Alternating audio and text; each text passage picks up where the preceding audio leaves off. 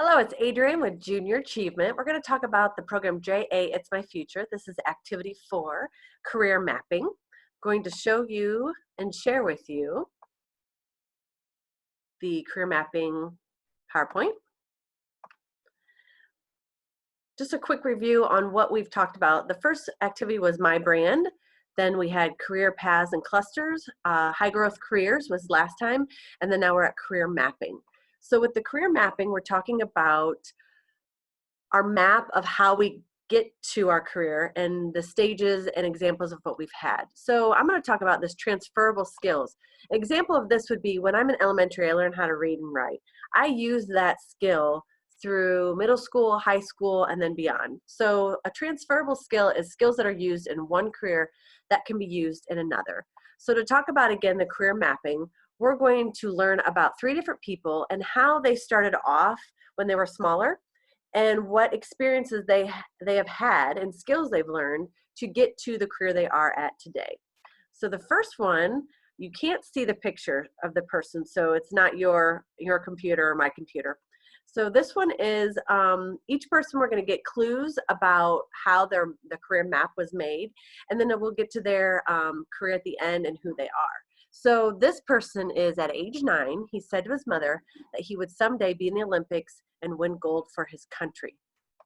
So that's clue 1. Clue 2, in middle school, he played basketball, football, and baseball and won awards for being the top player in his baseball league. So I'm thinking now it's more of an athlete just by the clues that they're giving us. At 15, he failed to win a spot on the varsity basketball team because he was too short at 5'10". Instead of giving up, he practiced basketball for hours every day. He grew 5 inches over the next year and made the team as a junior. So you might start to get an idea of who we're talking about. As a senior, he was highly recruited by many colleges. He got a full basketball scholarship to the University of North Carolina, where he excelled in his sport. He scored the winning basket in the NCAA championship game.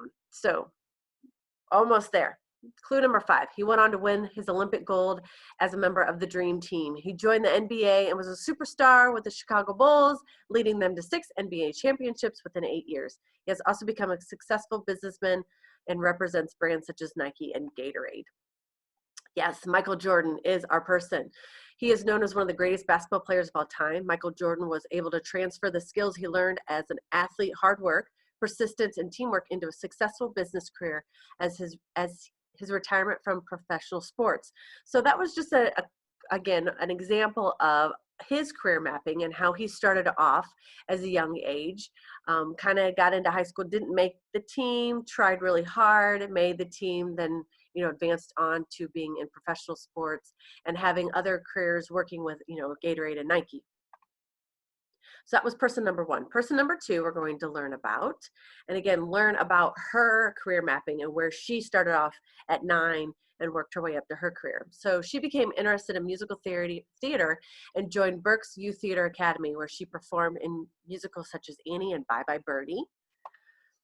Okay, at age 11, she had the opportunity to sing the Star Spangled Banner at a Philadelphia 76ers game.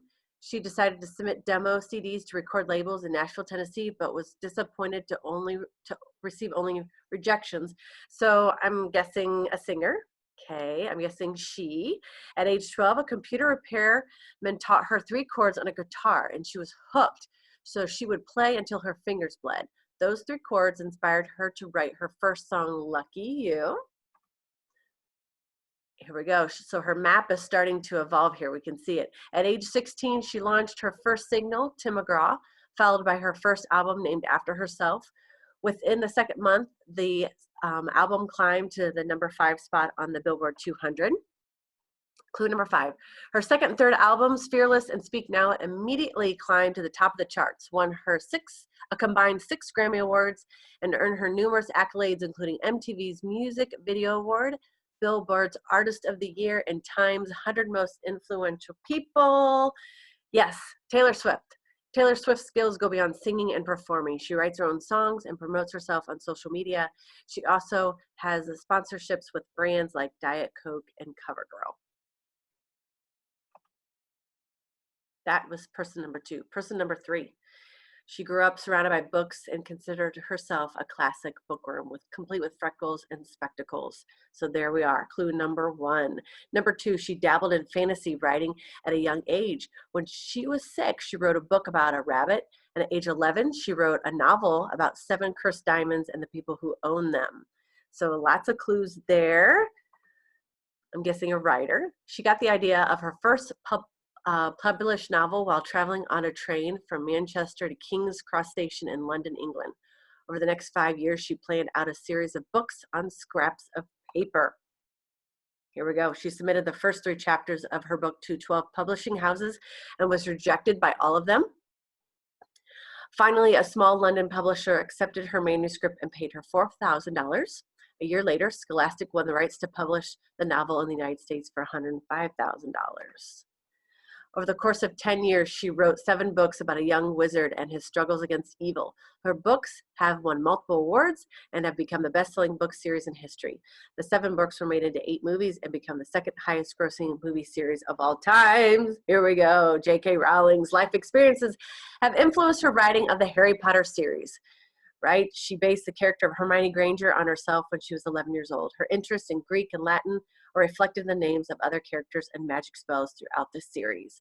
So that's J.K. Rowling's career mapping of how she became that. So those are the 3 people that we've kind of looked about and how they have started in, young age and how they have worked on, gaining and learning about their career and what they want to be. So if you think about yourself, think about what you have learned in elementary, in your early ages.